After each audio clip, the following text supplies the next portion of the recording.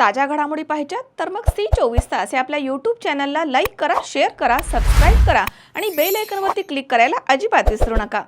मळोली तांदुळवाडी तालुका माळशिरस इथे पुणे पंढरपूर रोडच्या लगत असणाऱ्या विहिरीमध्ये पिकअप गाडी कोसळून झालेल्या अपघातामध्ये एकाच गावामधील आणि एकाच कुटुंबातील 8 जणांचा दुर्दैवी अंत झालाय। हा प्रकार रविवारी दुपारी घडला आहे। अपघाताचे वृत्त समजताच तांदुळवाडी गावामधील आणि परिसरातील लोकांनी मदतीसाठी प्रयत्न सुरू केले। हे सर्व रहिवासी पंढरपूर तालुक्यातील रांजणी गावाचे आहेत। हे सर्व भाविक म्हसवड येथील सिद्धनाथांच्या दर्शनासाठी गेले होते। म्हसवड पंढरपूर मार्गावरती हा अपघात झालाय। या अपघातामधनं 5 जणांना वाचवण्यात यश आलंय। तर या अपघातामधील मृतांमध्ये पूजा अमोल सातोरे, ताई बावचे, पूजा बालाजी बावचे, अश्विनी संदीप बावचे, सार्थक संदीप बावचे, संस्कृती संदीप बावचे तसेच गणेश बालाजी बावचे, समर्थ बालाजी बावचे यांचा समावेश आहे। तर सिद्धेश्वर पोपट जाधव, अपूर्व अमोल सातोरे तसेच शशिकला पोपट जाधव, बालाजी बावचे, सागर चौगुले, संदीप बावचे, आरव अमोल सातोरे अशी जखमींची नावं आहेत। दरम्यान सूत्रांकडून मिळालेल्या सविस्तर माहितीनुसार नुकत्याच पाठीमागील 2 वर्षांपूर्वी तयार झालेल्या पंढरपूर सातारा रोडवरनं वाहणाऱ्या वाहनांचा वेग वाढल्यानं अनेक वेळा अपघात वाढल्याच्या घटना घडलेल्या आहेत।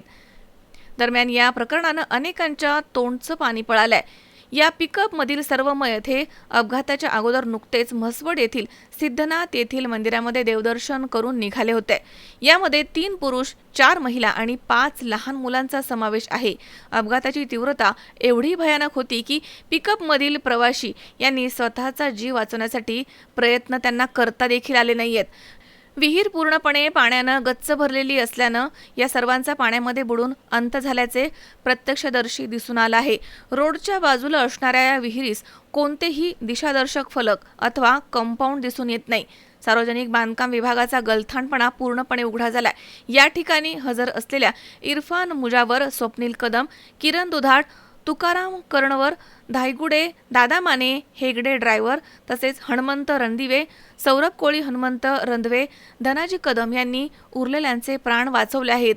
पण अशा घटनांची जबाबदारी आता सार्वजनिक विभाग घेणार की नाही अशी शंका आता निर्माण होते। तर या असुरक्षित विहीर मालक आणि सार्वजनिक विभागामधील अधिकारी यांच्या निष्काळजीपणामुळेच हे बळी गेले आहेत। या सर्वांवरती मनुष्यवधाचे गुन्हे दाखल करण्यात यावे अशी मागणी आता केली जाते। सुनील पिंगळे, C24 तास, शिक्रापूर।